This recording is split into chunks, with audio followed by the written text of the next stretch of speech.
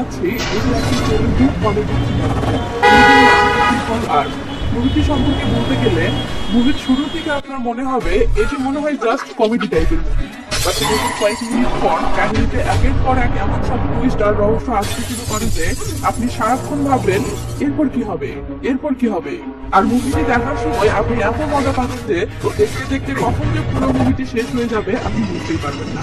তবে হ্যাঁ, মুভির প্রথম দিকের কয়েক মিনিট একটু বোরিং লাগতে পারে, বাট তারপরেই একের পর এক ধামাকা আসতে শুরু করবে।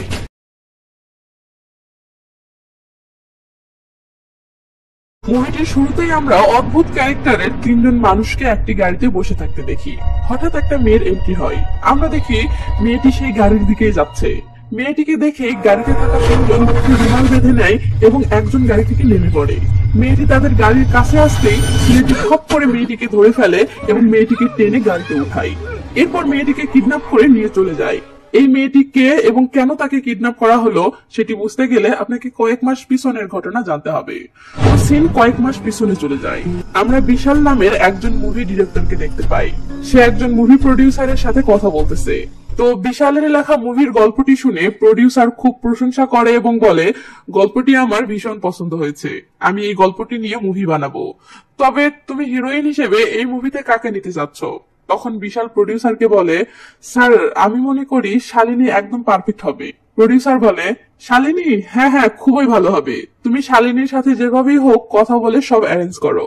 পরের সিনে দেখি বিশাল ফিটফাট হয়ে শালিনীর সাথে দেখা করতে যাচ্ছে। বিশাল একটি রেস্টুরেন্টে এসে শালিনীর জন্য অপেক্ষা করতে থাকে। একটুর মাঝে শালিনী সেখানে আসে। শালিনী বিশালকে বলে, আপনার মুভির গল্পটা কি নিয়ে শোনান দেখি। বিশাল কাহিনী বলতে শুরু করে আর সিন চলে আসে একটা গ্রামীণ পরিবেশে। এই মেয়েটির নাম মিত্রা। সে তার বাবা রাধাকৃষ্ণের সাথে গাড়িতে করে একটা জায়গায় যাচ্ছে, কিন্তু তাদের দুজনকে কেন জানি খুব বিষণ্ণ লাগতেছে। এমন সময় মিত্রা রাস্তার পাশে একটি ডান্স স্কুলের ব্যানার দেখে ভাবে, একদিন আমিও এমন বড় একটা ডান্স স্কুল খুলবো।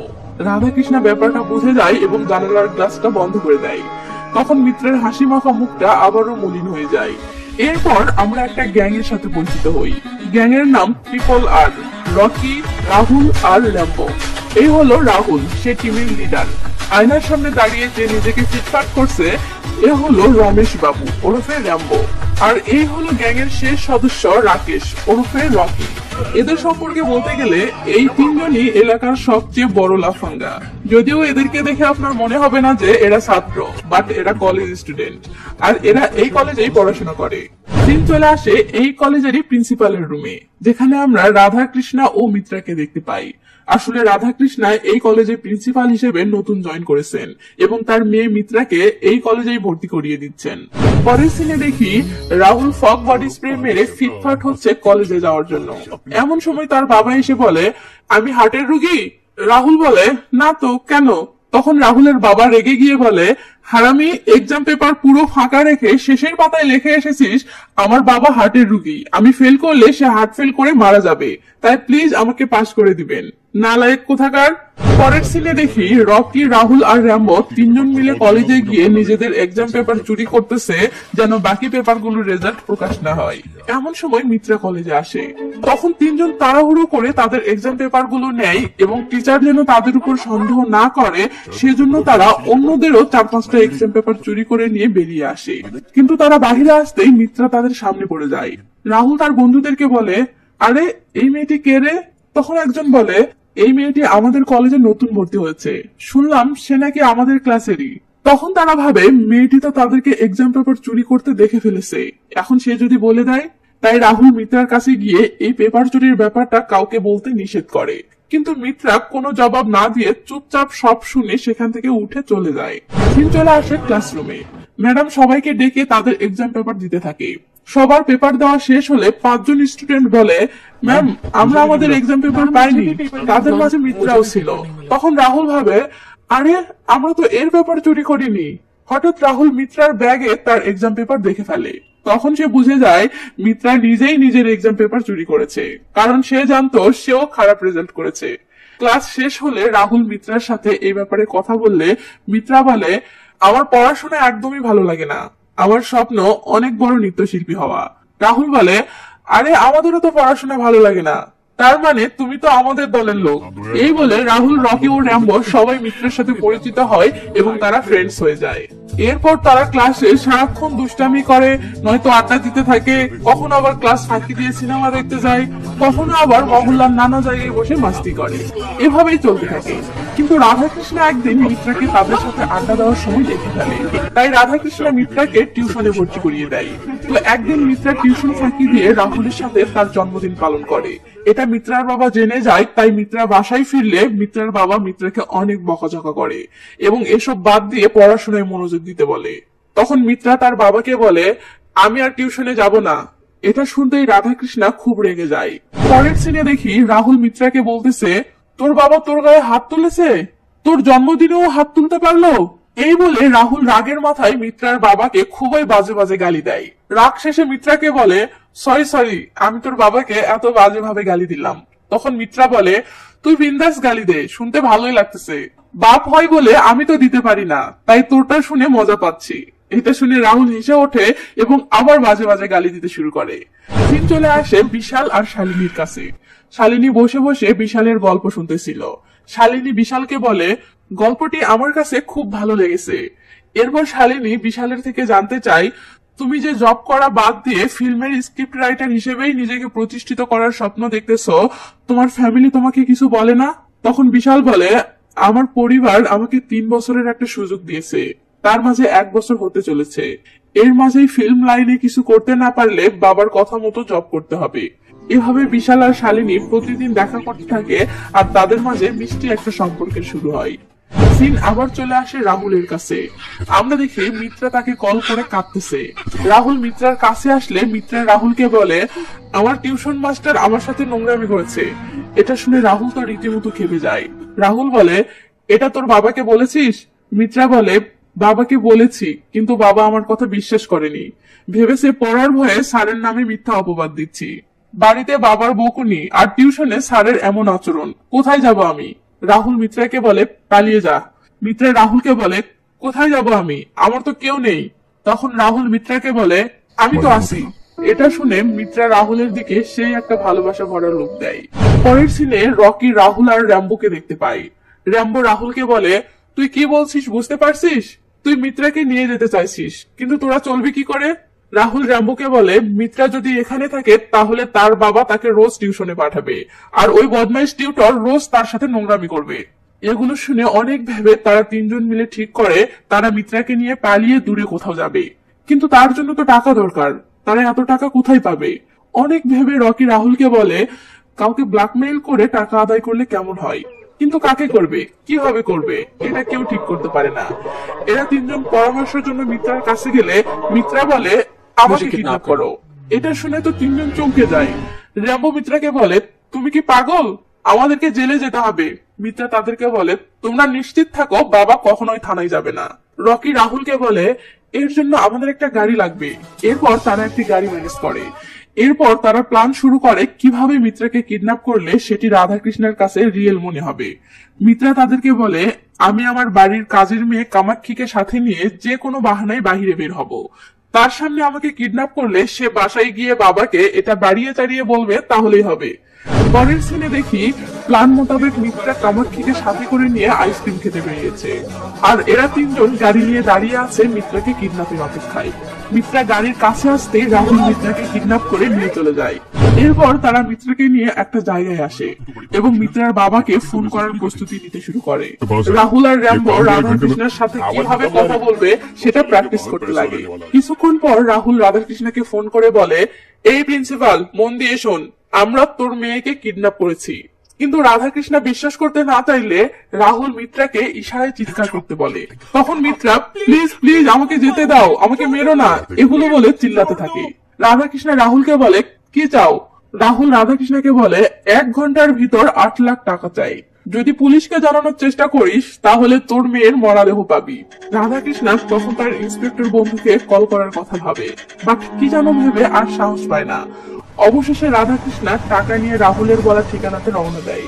এদিকে রাহুল আর তার 2 বন্ধু মিলে মিত্রাকে একটা জায়গায় বেঁধে রাখে। রাধাকৃষ্ণ টাকা নিয়ে আসলে রাহুল মিত্রা কোথায় আছে তা জানায় এবং একটি জায়গায় টাকার ব্যাগ ফেলে রেখে মিত্রার কাছে যেতে বলে। রাধাকৃষ্ণা মিত্রার কাছে চলে যায়। অন্যদিকে রাহুল আর তার বন্ধুরা মিলে টাকা নিয়ে কেটে পড়ে। পরের সিনে রাধাকৃষ্ণার বন্ধু জিনিয়াস ইন্সপেক্টর শ্রীনুকে দেখতে পায়। ইন্সপেক্টর মিত্রাকে বলে, মা তুমি কি তাদের কাউকে চিনতে পেরেছো? মিত্রা বলে, না আঙ্কেল। এরপর ইন্সপেক্টর কামাক্ষীকে বলে, তুমি কতজনকে দেখেছিলে?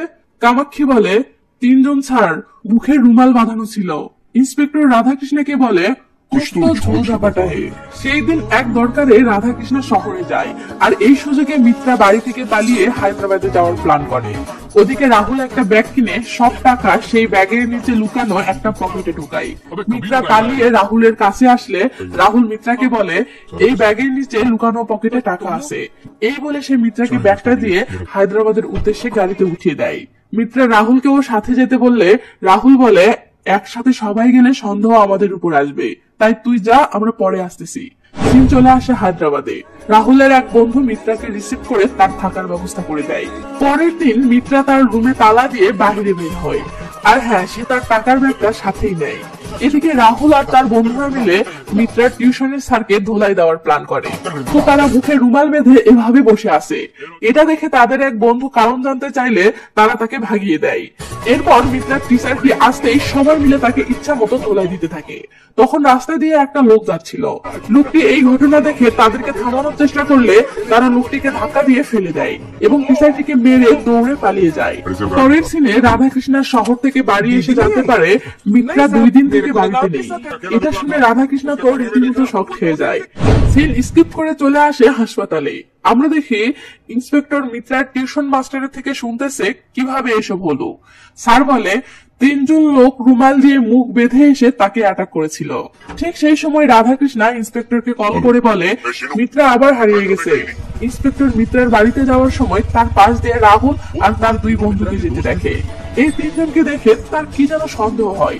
এরপর ইন্সপেক্টর কি যেন ভাবতে থাকে এবং মনে মনে অনেকগুলো ক্লু বিশ্লেষণ করতে থাকে, কিন্তু শেষমেশ সে এই ফলাফলে পৌঁছায় যে এরা এসবের সাথে কিছুতেই জড়িত নয়।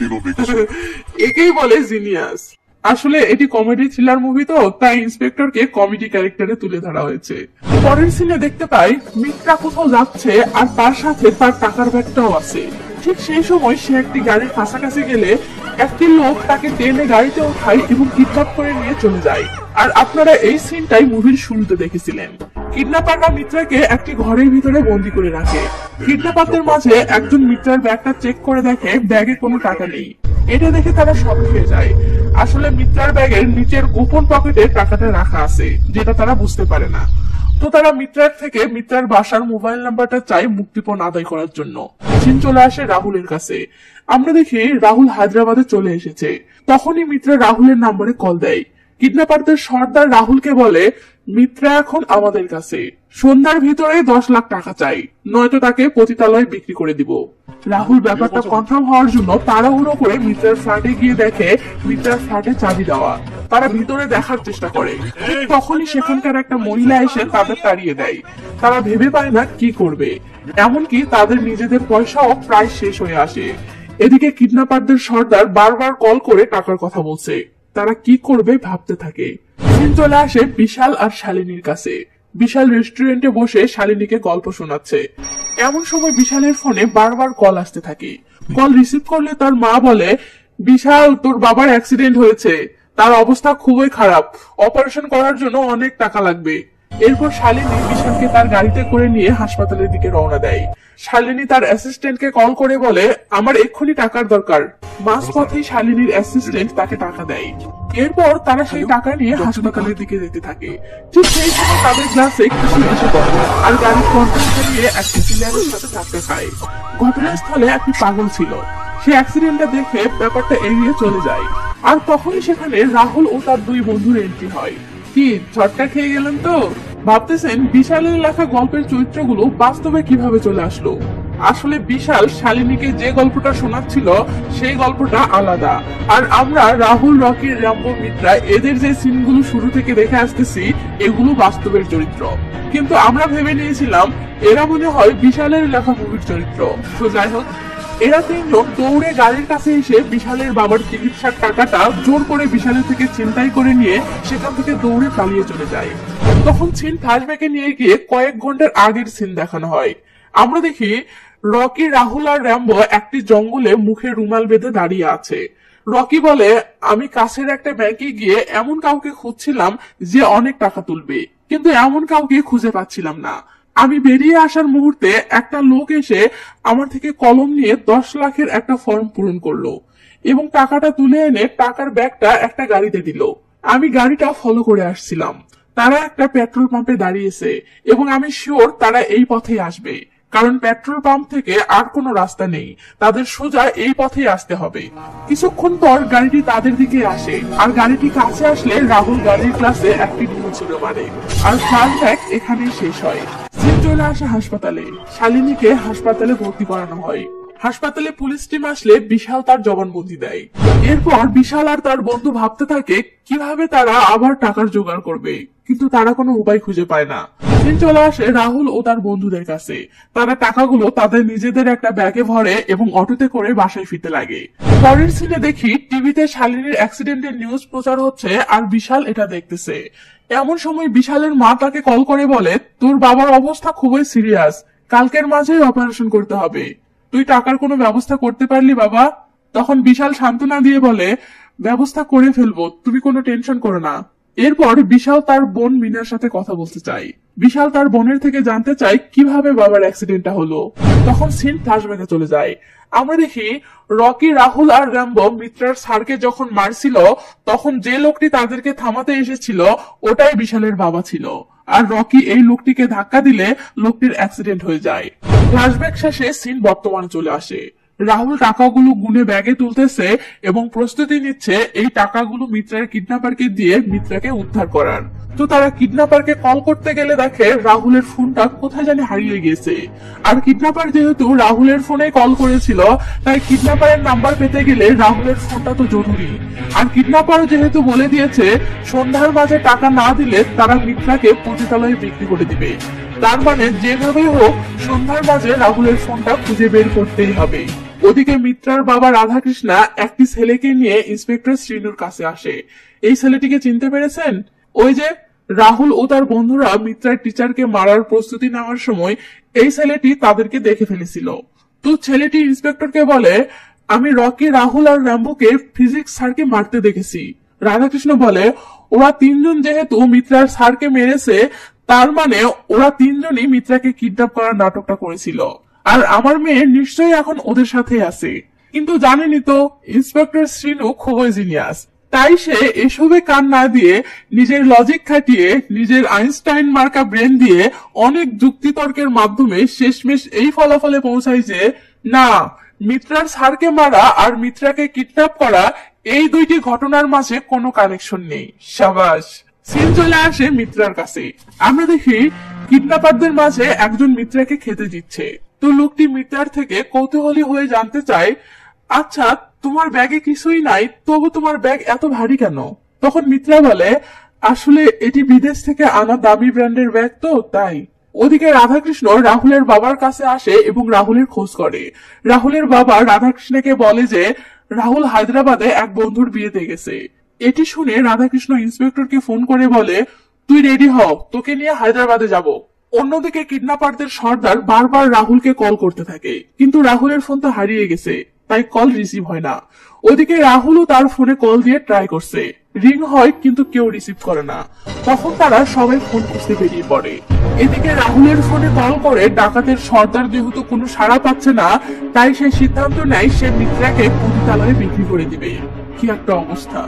একদিকে রাহুল ও তার বন্ধুরা মিত্রাকে কিডন্যাপ করে মিত্রার বাবার থেকে 8 লাখ টাকা নিয়েছে, কিন্তু সেই টাকাটা মিত্রার ব্যাগে আছে। ওদিকে অন্য একজন আবার সেই মিত্রাকেই কিডন্যাপ করে নিয়ে রাহুলকে আলটিমেটাম দিয়েছে, সন্ধ্যার মাঝে 10 লাখ টাকা না পেলে সে মিত্রাকে বিক্রি করে দিবে। রাহুল আবার টাকা জোগাড় করতে গিয়ে বিশালের বাবার চিকিৎসার টাকা চিন্তাই করেছে।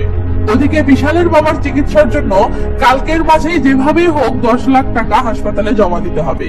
সে এখন এই 10 লাখ টাকা কোথায় পাবে দিশেহারায় পড়ে গিয়েছে। আবার রাহুল টাকা জোগাড় করেছে ঠিক আছে, কিন্তু তার ফোনটা হারিয়ে যাওয়ার কারণে সে কিডন্যাপারের সাথে যোগাযোগ করতে পারছে না। আর তারা সন্ধ্যার মাঝেই যদি কিডন্যাপারের সাথে যোগাযোগ করতে না পারে, তাহলে কিডন্যাপার মিত্রাকে পতিতালয়ে বিক্রি করে দিবে। তাই রাহুল ও তার বন্ধুরা হন্য হয়ে মোবাইল খুঁজতেছে। যেভাবেই হোক সন্ধ্যার আগেই তাদেরকে মোবাইলটা খুঁজে বের করতেই হবে। ওদিকে আবার মিত্রার বাবা পুলিশ নিয়ে রাহুলের খোঁজে আসতেছে রাহুলকে ধরার জন্য। তো যাই হোক, সিন চলে আসে বিশালের কাছে। আমরা দেখি বিশাল ও তার বন্ধুকে সাথে নিয়ে তার বাবার চিকিৎসার টাকা ম্যানেজ করার চেষ্টা করে যাচ্ছে। অন্যদিকে রাহুল তার বন্ধুদেরকে নিয়ে ফোন খুঁজতে বের হয়েছে। ইন্সপেক্টর রাধাকৃষ্ণার সাথে হায়দ্রাবাদে আসার পথে রাধাকৃষ্ণাকে বলে, আচ্ছা আমি মেনে নিলাম তারা তিনজনই এসব করেছে, কিন্তু আমাকে একটা কথা বল, মিত্রা কেন টিউশনে যেতে চায় না? তখন রাধাকৃষ্ণা বলে, সে পড়াশোনা করতে চাইতো না, তাই তার টিউশন মাস্টার তার সাথে খারাপ আচরণ করেছে এমন মিথ্যা বাহানা দিয়ে যেতে চাইতো না। তখন ইন্সপেক্টর বলে, মিত্রার 3 বন্ধু মিত্রার মাস্টারকে মেরেছে, তার মানে মিত্রা তাদের বন্ধুদেরকে জানিয়েছিল যে তার মাস্টার তার সাথে নোংরামি করে। আর সেই ঘটনাটা যদি সত্যি না হতো তাহলে মিত্রা সেটা তার বন্ধুদেরকে বলতো না, আর তারা কখনো মাস্টারকে মারতোও না। তারা বন্ধু হয়ে মিত্রার পাশে দাঁড়িয়েছিল, অথচ তুই বাবা হয়ে এই ব্যাপারে কিছুই করিসনি। তুই তাহলে কেমন বাবা ভেবে দেখ। পরের দিন রাহুল ও তার বন্ধুরা মিত্রার জন্য টেনশন করতেছে। এমন সময় তাদের আরেক বন্ধু এসে বলে, এই তোরা রাতে কইছিলি? এই দেখ, আমি রাহুলের ফোনে সেই সকাল থেকে কতবার কল করে যাচ্ছি, কল রিসিভই করে না। এটা শুনেই রাহুলের মনে পড়ে 9টা থেকে যেহেতু সে আমাকে ফোনে পাচ্ছে না, তার মানে ফোনটা 9টার দিকেই হারিয়ে গেছে। আর 9টার সময় তো আমরা বিশালের টাকা ছিনতাই করছিলাম। তখন ফ্ল্যাশব্যাকে দেখানো হয় তারা বিশালের টাকা ছিনতাই করার সময় ধাক্কাধাক্কির একটা পর্যায়ে রাহুলের ফোনটি সেই জায়গাতেই পড়ে গিয়েছিল, কিন্তু তাড়াহুড়োই সে ফোনটি না নিয়ে চলে এসেছে। ওদিকে বিশাল ভাবতেছে নতুন করে 10 লাখ টাকা এত অল্প সময়ে জোগাড় করা কিছুতেই সম্ভব নয়, তাই তার বাবাকে বাঁচাতে হলে উপায় এখন একটাই, সেটা হলো সেই ছিনতাইকারীদেরকে খুঁজে বের করা। কিন্তু কিভাবে সে তাদেরকে খুঁজে বের করবে এটা ভাবতে ভাবতে সে হাসপাতালের ভিতর দিয়ে হেঁটে যাচ্ছে। এমন সময় তার সাথে একটা ব্যক্তির ধাক্কা লেগে ব্যক্তিটির ফোনটি মাটিতে পড়ে যায়। তখন সেই ফোনটা পড়ে যাওয়ার সিন দেখে বিশালের মনে পড়ে ওই ঘটনার সময় ছিনতাইকারীর ফোনটাও তো সেখানে পড়ে গিয়েছিল। তারপর আর কি, বিশাল সেই ফোনের খোঁজে সেই জায়গার উদ্দেশ্যে বেরিয়ে পড়ে। এদিকে রাহুল ও তার বন্ধুরাও সেই ফোনের খোঁজে সেই জায়গার উদ্দেশ্যে বেরিয়ে পড়ে। এরপর তারা দুই দলই একসাথে সেখানে পৌঁছায়। রাহুল বিশালকে দেখে লুকিয়ে পড়ে। বিশাল সেখানে গিয়ে ফোনটি অনেক খোঁজে কিন্তু পায় না। তখন বিশাল তার বন্ধুকে বলে, এখানে একটা পাগল ছিল, তার মানে ফোনটা নিশ্চয়ই সেই কুড়িয়ে পেয়েছে। এটা শুনে রাহুল তার নাম্বারে আবার কল দিয়ে ট্রাই করতে থাকে। তখন আমরা দেখি হ্যাঁ, ফোনটি সেই পাগলটাই পেয়েছে।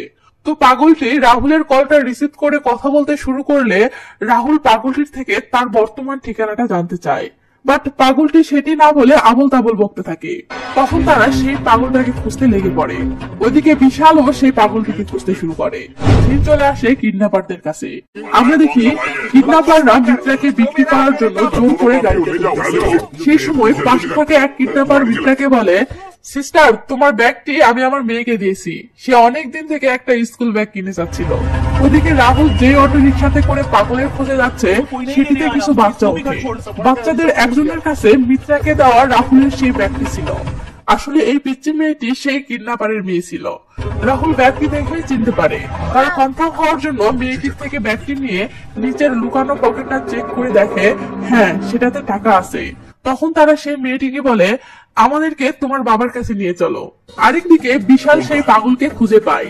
তখন সে তার থেকে রাহুলের ফোনটা কেড়ে নেওয়ার চেষ্টা করে, কিন্তু পাগলটা পালিয়ে যেতে থাকে। এদিকে রাহুল সেই পিচ্চি মেয়েটির মাধ্যমে তার বাবাকে খুঁজে পায়, অর্থাৎ সেই কিডন্যাপারদের একজনকে খুঁজে পায়, কিন্তু সেও পালাতে শুরু করে। একদিকে বিশাল সেই পাগলকে ধরার জন্য তার পিছে লেগেছে, আরেকদিকে রাহুল কিডন্যাপারকে ধরার জন্য পিছে লেগেছে। দিন চলে আসে মিত্রার কাছে। কিডন্যাপারদের সর্দার মিত্রাকে নিয়ে যাওয়ার সময় রাস্তার মাঝে জ্যামে আটকে যায়। সে সময় মিত্রা পানি খাওয়ার ছলে চিল্লাতে শুরু করে। একজন বাইকার তার চিৎকার শুনে কিডন্যাপারদের পিছু করে। অনেক দৌড়ের পর বিশাল সেই পাগলকে ধরে ফোনটি কেড়ে নেয়। ঠিক তখনই সেখানে রাহুল আর তার বন্ধুরাও কিডন্যাপারকে ধাওয়া করতে করতে এসে বিশালের মুখোমুখি হয়। তাদের মাঝে সেই পাগলটি দাঁড়িয়ে আছে। আবার শুরু হয় দৌড়। দৌড়ের এক পর্যায়ে বিশাল রাহুলকে ধরে ফেলে, কিন্তু রাহুল বিশালের হাত থেকে তার ফোনটি নিয়ে পালিয়ে যায়। জিন চলে আসে বিশালের কাছে। তার মা তাকে কল করে বলে, তোর বাবার অপারেশন হয়েছে, কেউ একজন তোর নামে হাসপাতালে টাকা জমা দিয়েছে। এটা শুনে বিশাল তো অবাক হয়ে যায়। সে ভেবে পায় না টাকাটা কে দিল। তখন তার বন্ধু বলে, নিশ্চয়ই শালিনী দিয়েছে। তো এটা শুনে বিশাল শালিনীর কাছে আসে এবং জানতে পারে হ্যাঁ এটা শালিনীর কাজ। তখন সে শালিনীকে বলে, আমি ভেবে পাচ্ছি না কিভাবে তোমাকে ধন্যবাদ দিব, তুমি না থাকলে আজ আমার বাবার কি হতো। তখন শালিনী বলে, এসব বাদ দাও, আমি শুয়ে থেকে থেকে বোরিং হয়ে যাচ্ছি, তুমি তোমার মুভির বাকি কাহিনী শোনাও। এভাবে তাদের মাঝে অনেক কথা চলতে থাকে। একটা পর্যায়ে শালিনী বিশালকে প্রপোজ করে দেয়। সিন চলে আসে পুলিশ স্টেশনে।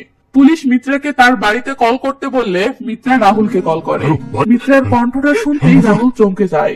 রাহুল জানতে চায় সে এখন কোথায় আছে। তখন মিত্রা সব ঘটনা জানায় এবং বলে, পুলিশ আমাকে নিয়ে যাওয়ার জন্য বাসায় কল করতে বলেছে, কিন্তু তুই তো জানিস আমি বাসায় যেতে চাই না, তাই তুই আমাকে নিয়ে যা। তখন রাহুল মিত্রাকে বলে, তুই তোর বাবার কাছে কল করে তোকে নিয়ে যেতে বল, সেটাই তোর জন্য ভালো হবে এভাবে পালিয়ে বেড়ানোর চেয়ে। বাসায় গিয়ে তোর বাবাকে বুঝা তোর স্বপ্ন কি, তুই কি চাস। সে তোর বাবা, তাকে ভালো করে বুঝালে অবশ্যই বুঝবে। নরম স্বরে বলে কাজ না হলে সাহস নিয়ে মুখের উপরে বলবি।